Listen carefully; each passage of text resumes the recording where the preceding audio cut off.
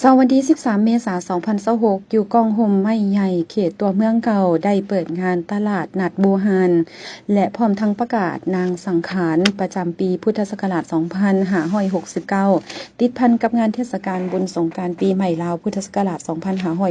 2569 คริสตศักราช 2026 ซึ่งปีนี้เป็นปีทำอิฐของนครเปิดงานตลาดนัดบูฮาน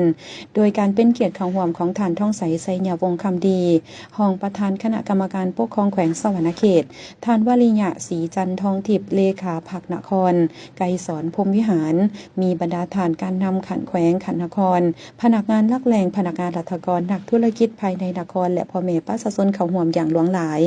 กล่าวเปิดงานตลาดนัดบูฮานของท่านบุญศรีคุณเสนประธานคณะกรรมการปกครองนครไกรสอนพรหมวิหารซึ่งท่านได้ยกให้เห็นว่าจุดประสงค์ในการจัดงานครั้งนี้เพื่อเป็นการโฆษณาเผยแผ่มนต์เสน่ห์มนต์เสื้อวัฒนธรรมประวัติศาสตร์และการย้อนยุคที่เป็นเอกลักษณ์ของนครไกรสอนพรหมวิหารก็คือแขวงสวรรณเขตเพื่ออนุรักษ์รักษา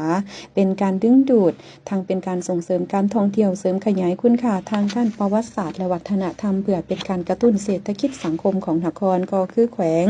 ด้วยการสร้างเวียกเขตงานทำสร้างไร่หับให้แก่ชุมชนท้องถิ่นสร้างเมืองเก่าในนครกลายเป็นจุดหมายปลายทางการท่องเที่ยววัฒนธรรมสร้างนครเป็นเมืองแห่งมรดกผสมผสานความเก่าแก่และความทันสมัยสร้างจิตสำนึกคนหุ่นใหม่ได้เห็นคุณค่าทางด้านวัฒนธรรมอาคารเก่าแก่วัตถุโบราณเก่าอยู่หอพิพิธภัณฑ์และห้านวางแสดงแบบมีส่วนร่วมของภาครัฐประชาชนก็คือภาคธุรกิจภายในและต่างประเทศนอกจากการจัดงานตลาดนัดบูฮานครั้งนี้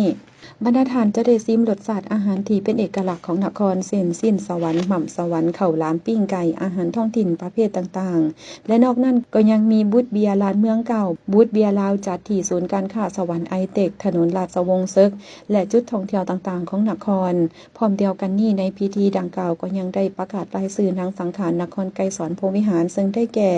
นางมุกดาวันสิงห์คำประเสริฐเบอร์5บ้านนาเหล่าส่งเข้าประกวดได้ชนะการแข่งขันประกวดนางสังขารปีพุทธศักราช 2569 คริสตศักราช 2026 ซึ่งได้คว้าตำแหน่งนางสังขารนครไกรสอนพรหมวิหารปีพุทธศักราช 2569 คริสตศักราช